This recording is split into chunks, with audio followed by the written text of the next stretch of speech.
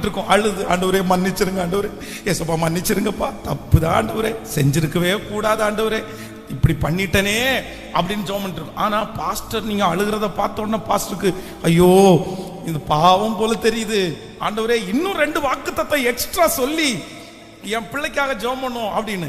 இப்போ என்ன நடக்கும் அப்படின்னு சொன்னா 2 ஜெபமுமே கேட்கப்படும்.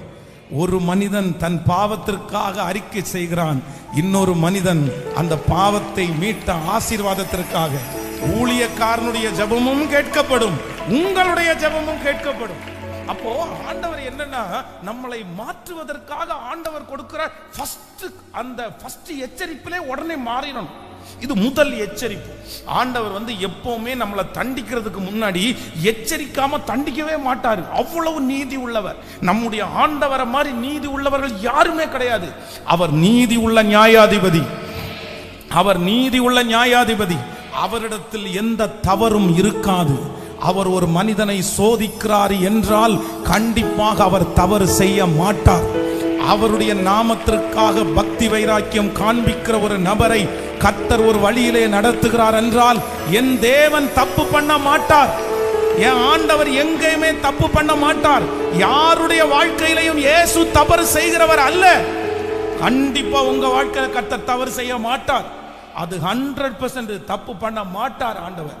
அப்படி நீங்க நினைக்காதீங்க. அப்போ ஃபர்ஸ்ட் முதல் எச்சரிப்பு நம்மளோட.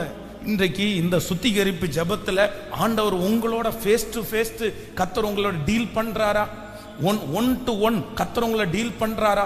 உங்கள்கிட்ட நேரடியா கர்த்தர் பேசுறாரா? யாருக்குமே சொல்லாம உங்கள்கிட்ட சொல்றாரா? இது உனக்கு வேண்டாம், இதை நீ விட்டுரு, இதுல இருந்து வெளியே வந்துரு, இது உனக்கு தேவையில்லை, இது உனக்கு ஆசீர்வாத குறைவு, இது உன்னுடைய எதிர்காலத்தை நாசம் பண்ணிரும், நீ ஏன் இப்படி போயிட்டு இருக்கன்னு கர்த்தர் பேசுறாரா?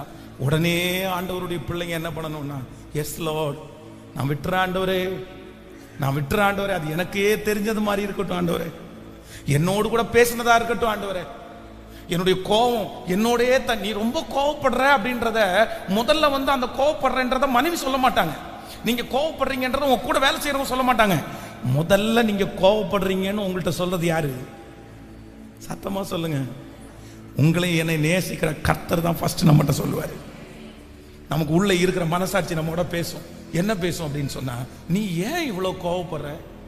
நீ இப்படி கோவப்பட மாட்டியே, நீ எதுக்கு இப்படி கோவப்படுற? இப்போ யார் என் கூட பேசாரு அப்படின்னா, இயேசு பேசும்போதே நான் ஒப்பு கொடுத்து, இல்ல நான் இனி கோவப்பட மாட்டேன் ஆண்டவரேன்னு ஒப்பு